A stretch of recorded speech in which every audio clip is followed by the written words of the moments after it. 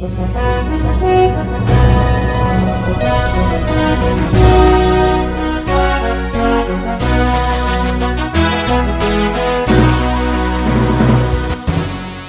bagi saudara sekalian.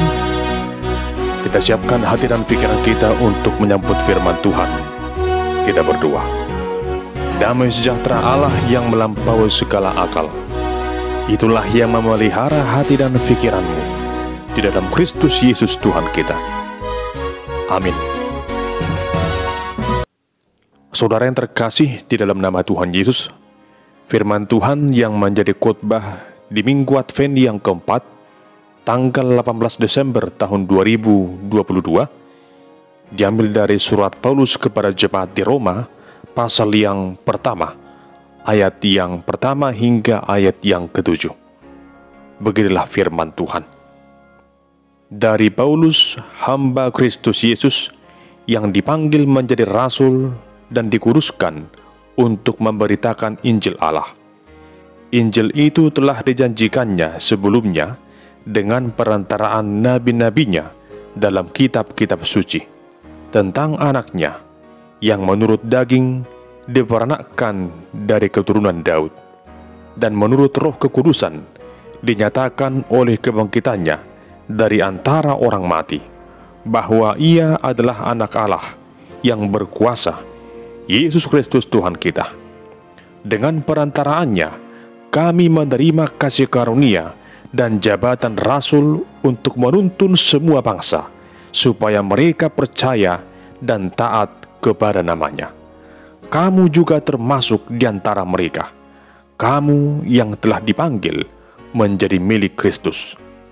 Kepada kamu sekalian yang tinggal di Roma, yang dikasihi Allah, yang dipanggil dan dijadikan orang-orang kudus, kasih karunia menyertai kamu, dan damai sejahtera dari Allah Bapa kita dan dari Tuhan Yesus Kristus.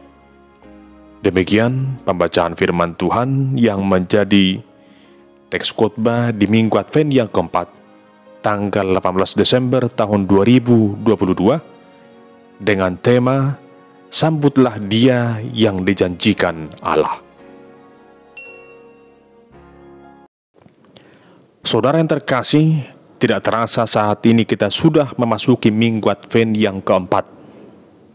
Adapun makna dari Minggu Advent yang keempat adalah damai.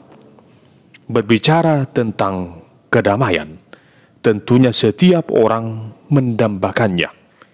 Ketika damai sejahtera itu ada, maka suasana hidup kita akan menjadi lebih nyaman.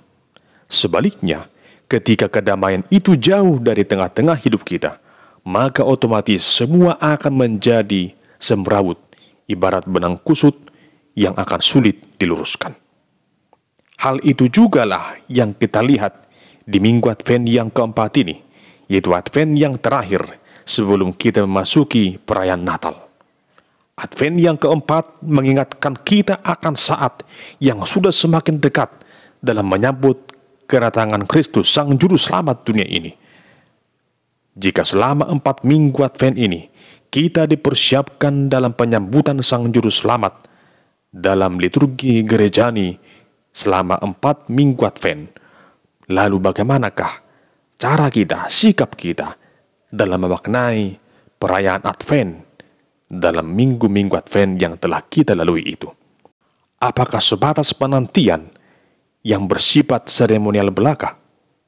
Tentunya disinilah kita perlu merenungkan tentang bagaimanakah sesungguhnya sikap kita dalam menyambut Dia, Sang Raja Damai, Juru Selamat dunia yang dijanjikan oleh Allah. Saudara yang terkasih, teks khotbah di Minggu Advent yang keempat ini menuntun kita agar dengan penuh kesungguhan menyambut Yesus yang dijanjikan oleh Allah. Berkaitan dengan tema minggu, sambutlah Dia yang dijanjikan Allah, ada sebuah ilustrasi berikut ini. Di suatu tempat, ada satu keluarga yang hidupnya sangat sederhana. Dalam kesehariannya mereka bekerja sebagai petani. Hingga suatu ketika, situasi hidup mereka berubah drastis. ketika mereka beroleh rezeki nomplok, di mana lahan pertanian yang mereka miliki sebahagian dibeli oleh salah satu perusahaan ternama yang datang ke desa di mana mereka tinggal. Dan tidak tanggung-tanggung, lahan tersebut dibeli dengan harga yang sangat fantastis, hingga mencapai miliaran rupiah. Mereka sungguh sangat bersyukur kepada Tuhan. Lewat rezeki yang mereka peroleh itu, akhirnya mereka merenovasi rumah milik mereka. Setelah semuanya mulai rampung, mereka ingin membeli satu unit mobil mewah. Lalu mereka pergi ke showroom mobil dan memilih mobil yang ingin mereka beli. Namun berhubung karena mobil yang mereka inginkan itu harus dipesan terlebih dahulu, maka mereka harus menunggu beberapa waktu lamanya. Sembari menunggunya, mereka membangun sebuah garasi. Sambil menunggu mobil yang mereka pesan, mereka disibukkan dengan membenahi rumah tersebut dengan membeli perabotan yang baru sebagai ganti yang lama. Berhubung karena begitu banyaknya barang yang dianggap tak layak pakai lagi, mereka pun bingung mau menempatkannya kemana. Hanya satu tempat yang masih kosong, yaitu garasi, tempat mobil yang akan mereka parkirkan nanti di sana. Oleh karena tidak ada pilihan yang lain, akhirnya semua barang-barang bekas itu dimasukkan ke dalam garasi mobil itu. Demikian waktu berjalan, garasi itu pun akhirnya penuh dengan barang bekas. Beberapa minggu kemudian, pihak showroom pun datang dan mengantarkan mobil pesanan mereka. Dan sungguh keluarga itu sangat senang menyambutnya. Sebagaimana mestinya mobil itu hendak diparkirkan dalam garasi, namun oleh karena garasi itu telah penuh dengan barang-barang yang bekas, akhirnya mobil itu tak dapat masuk ke dalam garasi. Akhirnya mereka mengeluarkan semua barang-barang bekas yang ada dalam garasi itu. Barulah mobil itu dapat parkir di dalam garasi itu. Saudara yang terkasih, kisah itu menggambarkan situasi hidup kita yang kadangkala berlaku seperti keluarga tersebut. Di awalnya mereka sungguh sangat bersukacita, ingin menempatkan mobil idamannya di tempat yang mereka siapkan. Kita juga sering berlaku seperti itu. Begitu bersemangat, begitu bersukacita, ingin menyambut Yesus bertahta dan berkuasa dalam hidup kita. Namun oleh karena situasi hidup yang begitu sulit, oleh karena beragam masalah, pergumulan yang datang silih berganti, membuat kita lupa dengan tujuan awal kita, menempatkan Yesus di tengah kehidupan kita. Beragam kenikmatan duniawi, justru itulah yang menguasai hati dan pikiran kita. Akhirnya, Yesus sulit untuk kita tempatkan dalam hati, jiwa, dan pikiran kita. Hanya satu hal yang dapat kita lakukan, supaya Kristus yang kita sambut itu berkuasa dan tinggal dalam hati kita, adalah dengan cara terlebih dahulu membuang segala sesuatu yang tidak baik itu. Membuang hal-hal yang tidak berkenan di hadapan Tuhan dari garasi hati kita, dari dalam hati kita, dari dalam pikiran kita, agar Kristus yang kita sambut itu sungguh hadir dan berkuasa dalam hidup kita. Lewat teks khotbah minggu ini, kita menyimak bagaimana Rasul Paulus menyampaikan pengantar atas surat kepada jemaat di Roma yang saat itu mereka sedang menghadapi berbagai pergumulan di tengah imannya. Paulus berharap lewat suratnya itu, jemaat di Roma akan semakin berhikmat dan memiliki iman yang teguh dalam menghadapi segala tantangan yang ada. Mengawali suratnya itu, Rasul Paulus memperkenalkan siapa dirinya kepada jemaat di Roma. Dengan tegas ia menyampaikan bahwa dia adalah seorang hamba dari Kristus Yesus yang diutus untuk memberitakan Injil, yaitu kabar sukacita. Dahulu memang Paulus bukan seorang yang percaya kepada Yesus. Bahkan dulunya ia adalah seorang ahli Taurat yang sangat benci dengan Yesus. Bahkan sering menganiaya orang-orang Kristen. Namun sejak pertemuannya dengan Yesus dalam perjalanan menuju kota Damsyik, hidupnya benar-benar diubahkan. Dari seorang yang benci dengan Yesus menjadi seorang yang sungguh cinta akan Yesus. Perjumpaan Paulus dengan Yesus adalah ungkapan kasih Allah yang sungguh besar, di mana Allah tidak menghendaki kematian orang fasik, melainkan pertobatannya supaya orang berdosa itu hidup. Perjumpaan Paulus dengan Yesus menjadi jalan pendamaian yang mendatangkan situasi yang penuh dengan damai sejahtera. Rasul Paulus menyampaikan bahwa Injil, yaitu kabar baik tentang datangnya Yesus, sudah lama dijanjikan oleh Allah pada zaman dahulu lewat pemberitaan para nabi.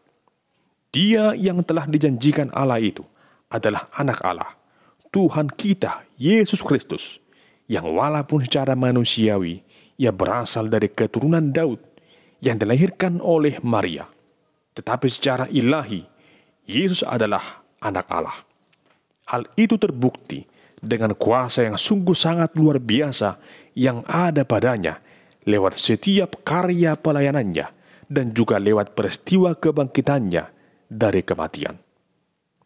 Yesus, sang juru selamat dunia, yang penuh dengan kuasa itulah yang mengutus Paulus untuk membawa setiap orang supaya bertobat dan percaya kepada Yesus.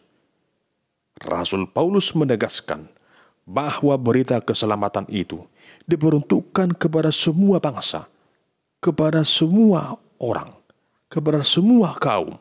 Keselamatan itu bersifat universal, bukan hanya kepada orang Yahudi saja, namun juga bagi bangsa-bangsa di luar Yahudi, termasuk orang Romawi yang juga diperkenankan dan layak untuk beroleh keselamatan dalam Kristus Yesus. Atas dasar itulah Rasul Paulus menyampaikan berita Injil itu kepada semua orang, sehingga setiap orang yang mendengar dan menerima berita sukacita itu beroleh berkat dan damai sejahtera dari Allah Bapa dan Tuhan Yesus. Saudara yang terkasih, firman Tuhan di Minggu Advent yang keempat ini mengajak kita semua untuk benar-benar mempersiapkan diri kita dengan segenap hati dalam menyambut kedatangan Sang Juru Selamat. Seperti tuntunan Rasul Paulus bagi jemaat di Roma, demikianlah halnya kita juga dituntun agar sungguh-sungguh percaya pada Yesus, Sang Mesias yang penuh dengan kuasa itu. Sekalipun dunia ini penuh dengan berbagai kesusahan, namun janganlah oleh karena kesusahan itu kita menjadi kurang bersemangat dalam menyambut kedatangan Kristus. Baik itu kedatangannya pada akhir zaman maupun kedatangan Yesus yang kita rayakan lewat perayaan Natal tahun ini.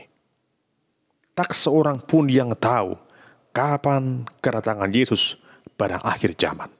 Namun sekalipun kita tidak mengetahuinya, namun tetaplah persiapkan dirimu dalam menyambut kedatangannya.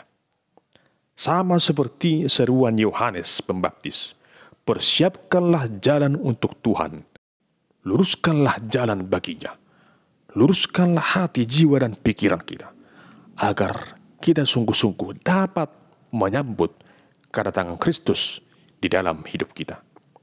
Sekalipun mungkin saat ini saudara sedang menghadapi beragam persoalan dalam hidupmu, namun justru di tengah situasi yang demikianlah kita hendaknya semakin mempersiapkan diri kita ini dengan memiliki iman dan pengharapan yang teguh bahwa lewat kehadiran Sang Juru Selamat itu kita akan beroleh sukacita dan damai sejahtera.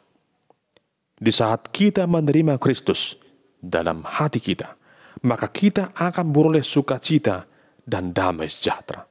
Seperti Paulus yang hidupnya diubahkan, dan juga seperti jemaat di Roma yang beroleh sukacita, maka demikian juga kita semua yang hidup pada saat ini juga diperkenankan untuk beroleh sukacita dan damai sejahtera ketika kita menerima Kristus sebagai Tuhan dan Juru Selamat hidup kita. Oleh karena itu, saudara yang terkasih, lewat perenungan kita di Minggu Advent yang keempat ini, marilah kita semakin menghayati karya terbesar yang diperbuat oleh Allah lewat berita Injil akan datangnya Sang Juru Selamat di tengah dunia ini. Datangnya Sang Mesias, datangnya Kristus, datangnya Sang Immanuel, yaitu Allah yang menyertai kita, yang membawa damai sejahtera itu. Maka demikianlah kita juga umat kepunyaannya, juga selayaknya hidup dalam damai sejahtera dengan semua orang. Sehingga dengan demikian, setiap rangkaian perayaan Natal yang akan segera kita rayakan, yang akan segera kita masuki, akan dapat kita jalani dengan suasana hati, jiwa, dan pikiran serta karakter yang baru, penuh dengan kedamaian.